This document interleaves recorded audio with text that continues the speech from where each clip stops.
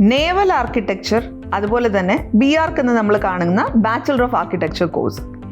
ഇപ്പം പൊതുവിൽ എല്ലാവർക്കും ഒരു ധാരണയുണ്ട്, ആർക്കിടെക്ചർ പഠിക്കണമെങ്കിൽ ഒന്നുകിൽ നമ്മൾ നാറ്റ് എഴുതണം, അതല്ലെങ്കിൽ JEE പേപ്പർ 2 എഴുതിയിട്ട് ആ ഒരു മോഡുണ്ട്, അല്ലെങ്കിൽ മെയിൻ എഴുതുക, അഡ്വാൻസ്ഡ് എഴുതുക, എന്നിട്ട് IIT കയറണം എന്നുണ്ടെങ്കിൽ പിന്നെയും നമ്മൾ ആർക്കിടെക്ചറൽ ആപ്റ്റിറ്റ്യൂഡ് ടെസ്റ്റ് എഴുതി പോകണം. പക്ഷേ ഈ ആർക്കിടെക്ചർ എന്നുള്ള ഒറ്റ വാക്ക് കിടക്കുന്നത് കൊണ്ട് നേവൽ ആർക്കിടെക്ചറിന്റെ യാത്ര ഈ വഴിയാണ് എന്നാരും തെറ്റിദ്ധരിക്കരുത്.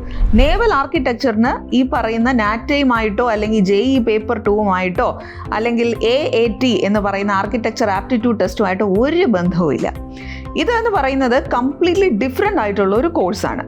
ഇത് ഈ BTech naval architecture and ship building എന്ന രീതിയിലാണ് പലപ്പോഴും നമ്മൾ ഈ കോഴ്സ് കാണാറുള്ളത്.